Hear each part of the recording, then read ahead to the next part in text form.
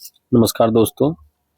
आज हम लोग देखेंगे 9 सेट हम लोग पहले देख चुके हैं। आज 10वां सेट देखेंगे। बाहरी पब्लिकेशन का ये बुक है और इसकी 1000 प्रश्नोत्तर की सीरीज में हम लोग आज 10वां सेट देख रहे हैं। हम लोग 9 सेट देख चुके हैं।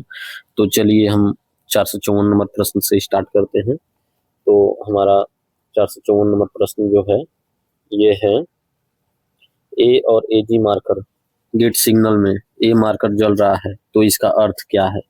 तो इसका अर्थ ये है कि जब ए और एजी मार्कर गेट सिग्नल में ए मार्कर जल रहा है तो सब कुछ ठीक है, पॉइंट भी सेट है और गेट भी बंद है। तो इसका सही उत्तर हो जाएगा ऑप्शन बी, पॉइंट सेट है और गेट भी बंद है। नेक्स्ट प्रश्न है, ऑटोमेटिक सेक्शन में विराम वाले स्टेशन पर गाड़ी आने से पूर्व सेमी ऑटोमेटिक स्टार्टर हरा संकेत दे रहा है तो मोटरमैन क्या कार्रवाई करेगा। तो मोटरमैन यही कार्रवाई करेगा, stop as per working time table. इसका सही उत्तर हो जाएगा ए हो जाएगा। नेक्स्ट प्रश्न देखते हैं, ऑटोमेटिक सेक्शन में स्टेशन पर लगाए जाने वाले कम से कम सिग्नल कौन कौन से होते हैं। तो ऑटोमेटिक सेक्शन में कम से कम सिग्नल जो होते हैं वो होते हैं होम और स्टार्टर। नेक्स्ट प्रश्न हमारा, ऑटोमेटिक सेक्शन में किस श्रेणी के स्टेशन होते हैं। तो ऑटोमेटिक सेक्शन में ए क्लास नहीं होते हैं, बी क्लास नहीं होते, सी और डी क्लास ये सब नहीं होते हैं, स्पेशल क्लास के स्टेशन होते हैं। और दो स्टेशनों के बीच के सिग्नल के क्षेत्र को हम सिग्नलिंग सेक्शन बोलते हैं। और अगला प्रश्न हमारा है, ऑटोमेटिक सेक्शन में किसी भी ब्लॉक स्टेशन से रवाना करने हेतु प्रस्थान प्राधिकार क्या होता है। तो प्रस्थान प्राधिकार इसका जो होता है, of position of last stop signal. Automatic section में किसी भी ब्लॉक स्टेशन से रवाना करने हेतु प्रस्थान प्राधिकार of position of last stop signal.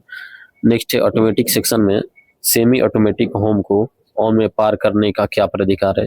जब ए मार्कर बूझा हो, तो जब ए मार्कर बूझा हो तो प्रस्थान प्राधिकार के रूप में जो है ये TA 912 दिया जाता है। जब भी ऑटोमेटिक होम को ऑन में पार करने के लिए ये दिया जाता है। TA 912 जो है ये पहले जो था ये जारी होता था, लेकिन जब कंचनजंगा एक्सप्रेस का दुर्घटना हुआ था न्यू जलपाईगुड़ी के आसपास, तो उस समय इसको टर्मिनेट कर दिया गया था TA 912 को। लेकिन बाद में इसको फिर शुरू किया गया और इसको ये शर्त रखी गई इसको जारी करने से पहले कि ये अकेले जारी नहीं होगा, इसके साथ में कोई या तो कॉशन ऑर्डर हो या तो कोई भी फॉर्म जारी होगा उसके साथ में ये जारी होगा, यानी अकेले जारी नहीं होगा। नेक्स्ट प्रश्न हमारा है, ऑटोमेटिक सेक्शन में अवरोधित लाइन पर गाड़ी लेने हेतु प्राधिकार है। तो ऑटोमेटिक सेक्शन में अवरोधित लाइन पर गाड़ी लेने के लिए जो प्राधिकार जो होता है वह होता है T509 भी होता है, कॉलिंग ऑन सिग्नल भी होता है और SPT भी होता है। तो इसमें सही उत्तर हो जाएगा ऑल ऑफ दिच। नेक्स्ट प्रश्न है, स्थायी सिग्नल का स्थान बदलने पर कितने दिन तक कॉशन ऑर्डर जारी किया जाता है। तो जब भी अस्थायी सिग्नल का स्थान बदला जाता है या सिंगल लाइन को डबल लाइन किया जाता है तो उसमें भी सिग्नलों का स्थान बदलता है, तो उसमें कॉशन ऑर्डर जारी किया जाता है 90 दिनों तक। नेक्स्ट प्रश्न है, पेट्रोलमैन ओवरड्यू होने पर रात में जाने वाली गाड़ी की अधिकतम गति क्या होगी।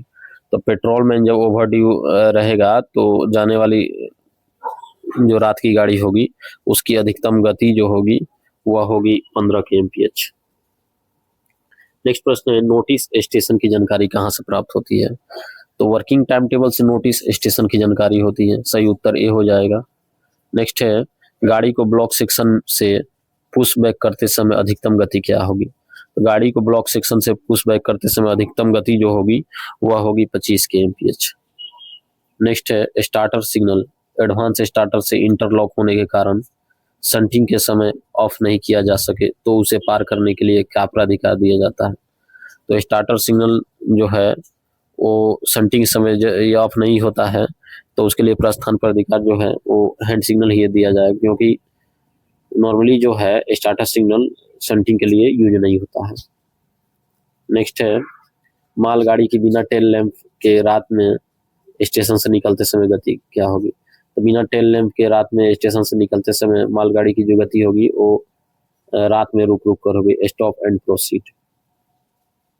तो इसका सही उत्तर हो जाएगा मत सी। नेक्स्ट प्रश्न है, ऑटोमेटिक सेक्शन में कोई सिग्नल अपना सही संकेत न दिखा रहा हो तो मोटरमैन जो है किस संकेत का पालन करेगा? तो मोटरमैन पालन वही करेगा जो सबसे ज्यादा रेस्ट्रिक्टिव एस्पेक्ट होगा, उसका पालन करेगा। यानी कि एक तरह से कहा जा सकता है कि डेंजर का पालन करेगा सामान्यतः। नेक्स्ट है, डबल लाइन में संपूर्ण व्यवस्था भंग होने पर लोको पायलट को क्या प्रस्थान प्राधिकार दिया जाता है? तो डबल लाइन में संपूर्ण व्यवस्था भंग होने पर प्रस्थान प्राधिकार के रूप में जो दिया जाता है वो प्रस्थान प्राधिकार नहीं, डबल लाइन में संपूर्ण व्यवस्था भंग होने पर लोको पायलट को क्या प्राधिकार दिया जाता है? तो लोको पायलट को टोटल फेलियर ऑफ कम्युनिकेशन में दिया जाता है, ये TC 602 दिया जाता है। नेक्स्ट है, दोहरी लाइन से सिंगल लाइन होने पर विपरीत दिशा से जाने वाली गाड़ी के लोको पायलट को क्या प्राधिकार दिया जाएगा? तो इसमें प्राधिकार दिया जाएगा TD 602 प्लस T511। T511 हो गया ये विपरीत दिशा से जाने के लिए, और TD 602 हो गया ये दोहरी लाइन से सिंगल लाइन पर कांड प्रणाली जो हो गया। नेक्स्ट है, गाड़ी विभाजन के समय ब्लॉक सेक्शन में छूटे हुए भाग को कब रुका हुआ मान लिया जाता है? तो गाड़ी विभाजन के समय ब्लॉक सेक्शन में छूटे हुए भाग को रुका हुआ जब मान लिया जाता है तो सबसे धीमी जो मालगाड़ी होती है उसकी रनिंग टाइम और उसमें प्लस 30 मिनट जोड़ दिया जाता है, तो इसी को मान लिया जाता है। नेक्स्ट प्रश्न है, जहां लाइन क्लियर ब्लॉक यंत्र, ट्रैक सर्किट, एक्सेल काउंटर या ब्लॉक यंत्रों के साथ लगे टेलीफोन के अलावा अन्य संचार माध्यम से ली या दी जाती है, वहां कितनी गाड़ियों के प्राइवेट नंबरों को क्रॉस चेकिंग किया जाता है? तो वहां पर क्रॉस चेकिंग जो किया जाता है वो 3 गाड़ियों को किया जाता है। सही उत्तर ए हो जाएगा। नेक्स्ट है, TA 602 पर अवरोध तक जाने एवं वापस आने तक सहायता गाड़ी की गति क्या होगी? तो सहायता गाड़ी की जो गति होगी ये जाने और आने के लिए 15 और 10 kmph होगी, यानी कि दिन में 15 kmph और रात में 10 kmph। जब दृश्यता साफ हो तो 15 kmph, जब दृश्यता साफ ना हो तो 10 kmph। नेक्स्ट है, TA 602 के प्राधिकार पर गया लोको पायलट कहाँ से कहाँ तक जाने के लिए प्राधिकृत है? तो लोको पायलट जो है वो अवरोध की जगह पर जाकर वापस स्टेशन पर आने तक उसे प्राधिकृत किया जाता है। नेक्स्ट प्रश्न है, अवरोधित ब्लॉक सेक्शन में जाने वाली दूसरी गाड़ी की गति क्या होगी? तो अवरोधित ब्लॉक सेक्शन में जाने वाली दूसरी गाड़ी की जो गति होती है वो 8 kmph होती है। अगला प्रश्न हमारा है, मेल एक्सप्रेस गाड़ी में अधिकतम कितने निरीक्षण यान लगाए जा सकते हैं? तो देखिए, मेल एक्सप्रेस जो गाड़ी होती है उसके SLR के पीछे 3 वैगन अटैच किया जा सकता है, लेकिन यदि निरीक्षण यान की बात हो तो निरीक्षण यान एक हो सकता है और ऐसे 2 वैगन अटैच किए जा सकते हैं। तो इसका सही उत्तर हो जाएगा एक निरीक्षण यान मेल एक्सप्रेस में जोड़ा जा सकता है। नेक्स्ट प्रश्न हमारा है 476 नंबर, दोहरी लाइन पर अस्थायी सिग्नल कार्य प्रणाली के दौरान चालू लाइन पर प्रभावित किलोमीटर पर गाड़ी की गति क्या होगी? तो प्रभावित सेक्शन पर लागू गति से यानी सेक्शनल स्पीड होगी उसकी। नेक्स्ट है, TC 602 के प्राधिकार पर जाने वाली गाड़ी की गति क्या होगी? तो TC 602 के प्राधिकार पर जाने वाली गाड़ी की जो गति होगी वह होगी 25 और 10 kmph, यानी दिन में 25 दृश्यता साफ हो तो और रात में 10 kmph। नेक्स्ट है, पूर्ण संचार व्यवस्था बाधित हो जाने पर लोको पायलट प्रथम रोक सिग्नल पर कितने समय तक खड़े होने पर सहायक लोको पायलट को स्टेशन की तरफ भेज देगा? तो ये 5 मिनट सामान्यतः रुकने के बाद जो है सहायक लोको पायलट को स्टेशन की तरफ भेज दिया जाता है। नेक्स्ट प्रश्न हमारा है, पूर्ण संचार व्यवस्था भंग होने के समय यानी TFC, total failure of communication, loco pilot गाड़ी का बचाव कितनी दूरी पर पटाखा लगाकर करेंगे? देखिए, तो एब्सोल्यूट ब्लॉक सेक्शन में पटाखा जो है वो लगाया जाता है 600, 1200, 1210, 1220 पर, और ऑटोमेटिक सेक्शन में पटाखा जो लगाया जाता है वो लगाया जाता है 90, 180 और 190 मीटर पर। लेकिन जब भी पूर्ण संचार व्यवस्था भंग हो उस समय पटाखा का जो प्रयोग किया जाता है तो वो किया जाता है 250, 500, 510 मीटर पर किया जाता है। तो इसका सही उत्तर हो जाएगा बी, क्योंकि इसमें पूछा गया है पूर्ण संचार व्यवस्था भंग होने के समय। नेक्स्ट प्रश्न हमारा है, दोहरी लाइन पर पूर्ण संचार व्यवस्था भंग होने पर एक गाड़ी के पीछे दूसरी गाड़ी कब चलाई जाती है? तो सामान्यतः जब TFC रहता है तो एक गाड़ी के पीछे दूसरी गाड़ी 30 मिनट बाद चलाई जाती है। अगला प्रश्न है, दोहरी लाइन पर पूर्ण संचार व्यवस्था भंग होने पर धुंध एवं कोहरे के मौसम में गाड़ी की गति क्या होगी? तो धुंध और कोहरे के मौसम में गाड़ी की जो गति होगी वह होगी 10 kmph। नेक्स्ट प्रश्न है, अवरोध ब्लॉक सेक्शन में जाने वाली क्रेन की गति क्या होगी जब क्रेन लीडिंग में हो। तो जब भी क्रेन लीडिंग में हो तो ये 10 kmph इसकी भी गति रहेगी।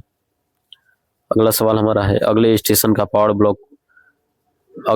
का ब्लॉक ओवरलैप बाधित होने पर पिछले स्टेशन से सहायता गाड़ी के लोको पायलट को क्या प्राधिकार दिया जाएगा। तो उसको प्राधिकार दिया जाएगा, वह दिया जाएगा TA-602। नेक्स्ट है, इकहरी लाइन पर पूर्ण संचार व्यवस्था भंग होने के दौरान लोको पायलट को संचार व्यवस्था खोले जाने के लिए क्या प्राधिकार दिया जाता है। तो संचार व्यवस्था खोले जाने के लिए जो प्राधिकार दिया जाता है वो TB-602 दिया जाता है। नेक्स्ट प्रश्न है, इकहरी लाइन पर ऑफ साइड से गए लोको पायलट पूर्ण संचार व्यवस्था भंग के समय लास्ट इंजन अगले स्टेशन पर पहुंचकर वापसी में किस गति से आएगा एवं उसे क्या प्राधिकार दिया जाएगा। तो उसे प्राधिकार के रूप में जो दिया जाएगा वो TH-602 दिया जाएगा और वह नॉर्मल स्पीड से आएगा। नेक्स्ट है, इकहरी लाइन पर पूर्ण संचार व्यवस्था भंग हो जाने पर संचार व्यवस्था खोलने वाले वाहन को लोको पायलट को रात के समय जब रास्ता साफ हो गाड़ी की गति क्या रखनी चाहिए। तो गाड़ी की गति लोको पायलट को जो रखनी चाहिए वो 10 kmph रखनी चाहिए। नेक्स्ट है, दोहरी लाइन सेक्शन पर एक लाइन अवरोध हो जाने पर अस्थायी इकहरी लाइन होने पर जाने वाली गाड़ी के लोको पायलट को क्या प्राधिकार दिया जाता है। तो इसमें प्राधिकार जो दिया जाता है वो दिया जाता है TD-602।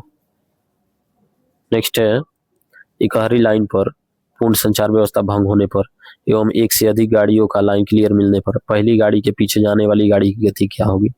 तो पहली गाड़ी के पीछे जो गाड़ी जाएगी उसकी गति होगी 15 और 10 kmph। दृश्यता साफ हो तो 15 kmph और दिन में 15 kmph और रात में 10 kmph और दृश्यता साफ ना हो तो 10 kmph। नेक्स्ट प्रश्न हमारा है, डबल लाइन पर अस्थायी इकहरी लाइन से गुजरने वाली पहली गाड़ी की गति क्या होगी। तो डबल लाइन पर अस्थायी इकहरी लाइन जब चालू होता है तो उसमें पहली गाड़ी की गति 25 kmph रहती है और उसके बाद की जितनी भी गाड़ियां रहती है वो नॉर्मल स्पीड से जाती है। नेक्स्ट प्रश्न हमारा है, डबल लाइन पर अस्थायी इकहरी लाइन से गुजरने वाली दूसरी गाड़ी की गति क्या होगी। तो पहली गाड़ी 25 kmph जाती है और दूसरी गाड़ी जितनी भी जाएगी वो नॉर्मल स्पीड से जाएगी। तो इसका सही उत्तर ये हो जाएगा। नेक्स्ट प्रश्न देखेंगे, अस्थायी इकहरी लाइन से गुजरने वाली विपरीत दिशा की गाड़ी के लोको पायलट को फ्लैशर लाइट का स्विच ऑन कर देना चाहिए। तो एकदम ऑन कर देना चाहिए और रास्ते में जितने भी गैंगमैन और गेटमैन मिलेंगे उनको ये सूचना देते हुए जाने चाहिए कि अस्थायी इकहरी लाइन जो है शुरू हुआ है। नेक्स्ट है, डबल लाइन पर अस्थायी इकहरी लाइन संचालित गाड़ी का ब्लॉक सेक्शन में दुर्घटना या विफलता या बाधा अथवा अन्य साधारण कारणों से गाड़ी रुक जाती है तो लोको पायलट गाड़ी के बचाव कैसे करेंगे। तो डबल लाइन पर जो ये एक अस्थायी इकहरी लाइन होता है और ब्लॉक सेक्शन में दुर्घटना या विफलता होता है तो गाड़ी के बचाव जो किया जाएगा तो वह किया जाएगा 600, 1200, 1210 और 1220 यानी एब्सोल्यूट ब्लॉक सिस्टम के तहत इसका बचाव किया जाएगा। नेक्स्ट प्रश्न हमारा है, डबल लाइन पर अस्थायी इकहरी लाइन पर विपरीत दिशा से जाने वाली गाड़ी के लोको पायलट को कौन सा प्राधिकार दिया जाता है। तो विपरीत दिशा से जाने वाली गाड़ी के प्रस्थान प्राधिकार जो दिया जाता है वो दिया जाता है TD-602 और 511 दिया जाता है T-511। नेक्स्ट है, डबल लाइन पर अस्थायी इकहरी लाइन होने पर विपरीत दिशा से जाने वाली गाड़ी के लोको पायलट अगले स्टेशन पर गाड़ी को कहाँ पर खड़ा करेगा। तो अगले स्टेशन जहाँ भी कोई भी दोनों तरफ के कोई भी सिग्नल दोनों लाइनों में से आने वाले किसी भी रोक सिग्नल के पहले वो खड़ा होगा। तो इसका सही उत्तर ये हो जाएगा। नेक्स्ट है, डबल लाइन पर अस्थायी इकहरी लाइन होने पर विपरीत दिशा से जाने वाली गाड़ी के लोको पायलट को अगले स्टेशन पर कौन से प्राधिकार पर प्राप्त किया जाएगा।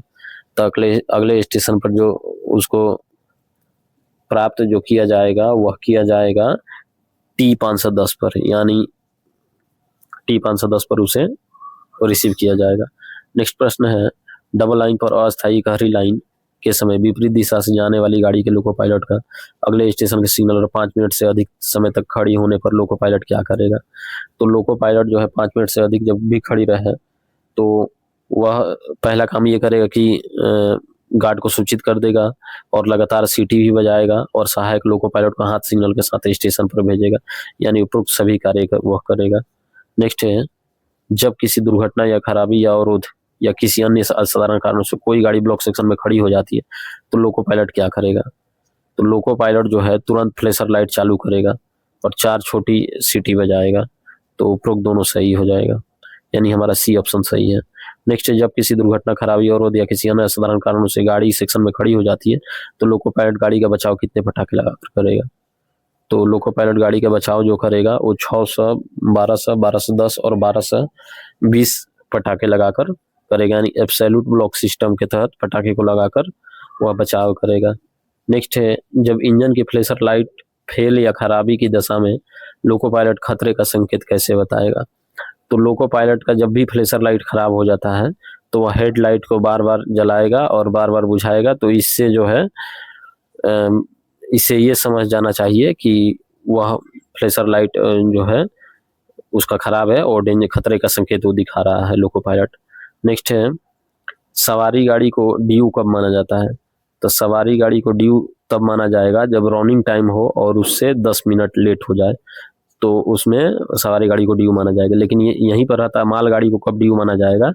तो जो रनिंग टाइम रहता है और प्लस 20 मिनट, 10 मिनट होता है सवारी गाड़ी के लिए और 20 मिनट होता है माल गाड़ी के लिए। नेक्स्ट प्रश्न है, माल गाड़ी को ओवर ड्यू कब माना जाएगा? तो रनिंग टाइम प्लस 20 मिनट, यानी हमारा ऑप्शन सही सी सही उत्तर हो जाएगा। नेक्स्ट है, TC 912 पर जाने वाली गाड़ी की अधिकतम गति क्या होगी? तो TC 912 पर जाने वाली गाड़ी की अधिकतम गति जो होगी वह होगी 15 और 10 के MPH होगी। तो हमारा सही उत्तर हो जाएगा बी हो जाएगा। नेक्स्ट है, EMU कैब की आगे की डेस्टिनेशन प्लेट कौन बदलता है? तो आगे की डेस्टिनेशन प्लेट जो बदलता है तो EMU का जो ड्राइवर होता है यानी मोटरमैन होता है वह बदल कर जाता है, यानी आउट गोइंग मोटरमैन इसको बदलता है। नेक्स्ट प्रश्न हमारा है, आपदा प्रबंधन योजना में IAT शब्द का विस्तार क्या है? यानी IAT का फुल फॉर्म क्या होता है? तो इंस्टेंट एक्शन टीम होता है। तो इसका सही उत्तर ए हो जाएगा, यानी त्वरित कार्यवाही बल। तो इसी के साथ हमारा 10वां सेट समाप्त हुआ, यानी 500 प्रश्न हम लोगों ने कर लिए। अब आगे 1000 क्वेश्चन की सीरीज में और 500 प्रश्न बचते हैं, तो हम आगे 11वां सेट इसको निरंतर करेंगे। इसी के साथ बने रहिए, चैनल को सब्सक्राइब करिए। धन्यवाद।